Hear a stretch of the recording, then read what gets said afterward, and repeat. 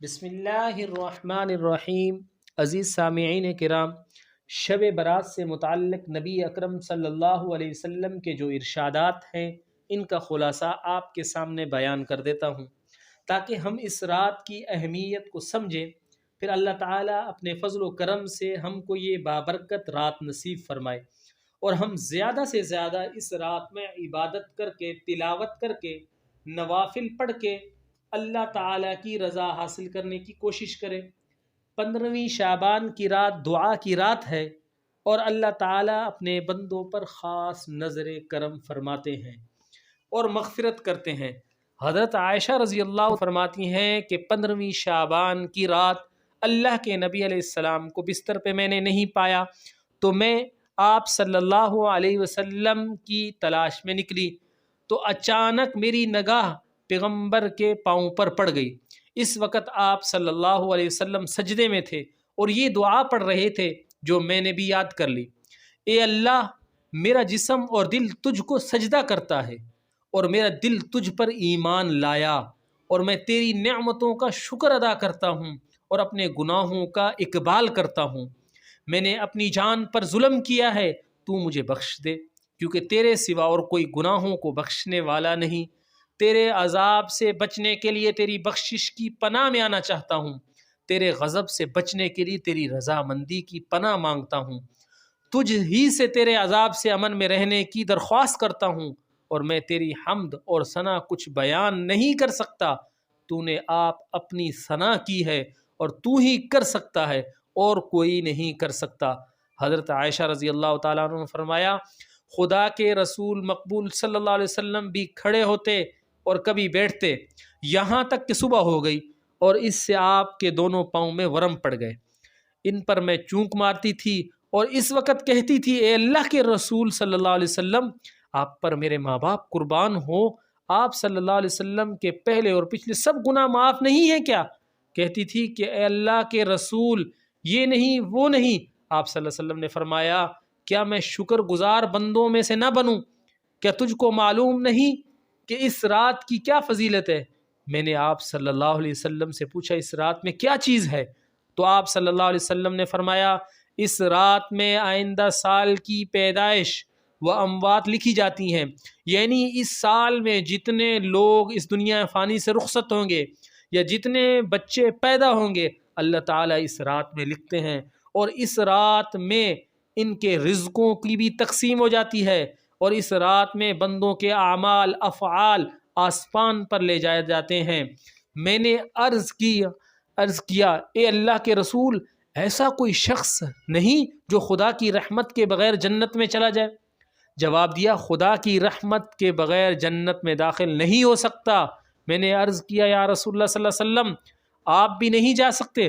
فرمایا: میں بھی اس کی رحمت کے بغیر نہیں جا سکتا۔ اس کے بعد آپ صلی اللہ علیہ وسلم نے اپنے سر کے اوپر اپنے ہاتھ پھیرے اور اپنے منہ پہ بھی ان کو ملا۔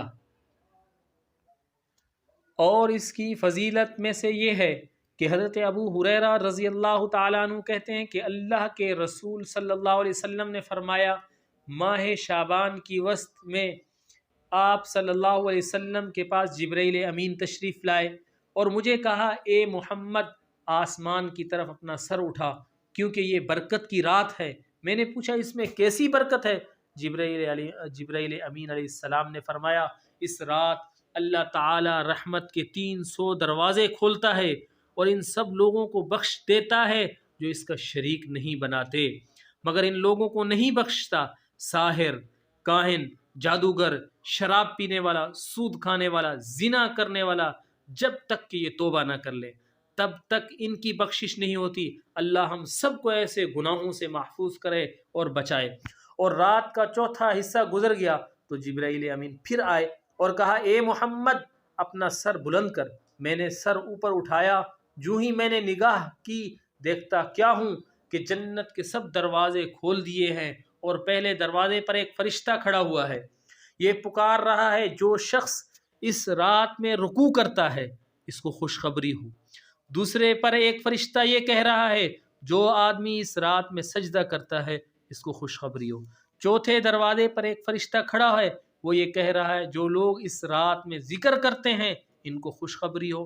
5ویں دروازے پر ایک فرشتہ یہ آواز دے رہا ہے جو آدمی اس رات میں خدا کے خوف سے روتا ہے اسے خوشخبری ہو۔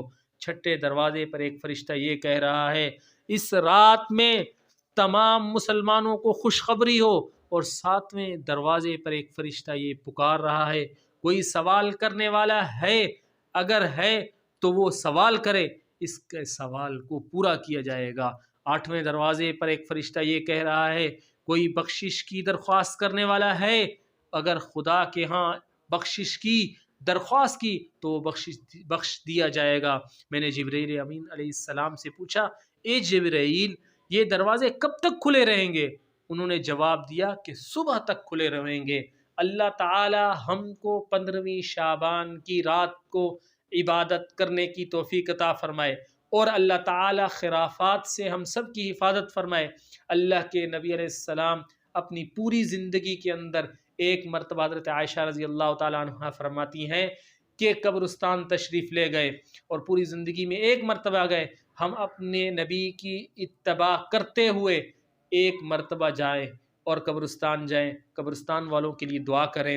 اگر نیت یہ ہو کہ ہم ہر سال جاتے ہیں، پیغمبر کی سنت ہے، پیغمبر کی سنت کو ادا کرنا ہے تو کوئی مذائقہ نہیں، لیکن وہاں پر میلہ، وہاں پر عورتوں کا میل یا اسی طریقے سے کوئی ایسی خرافات نہ ہو جس کی وجہ سے آپ کی عبادت ضائع ہو جائے، آپ کی نیت میں تھوڑا فتور آ جائے، آپ کے جو ہے ذہن خراب ہو جائے، اس سے اجتناب کرنا چاہیے۔ اللہ تعالی ہم کو دین کی صحیح سمجھ عطا فرمائے اور شب برات کے اندر اللہ تعالی خوب عبادت کرنے کی توفیق عطا فرمائے، آمین یا رب العالمین۔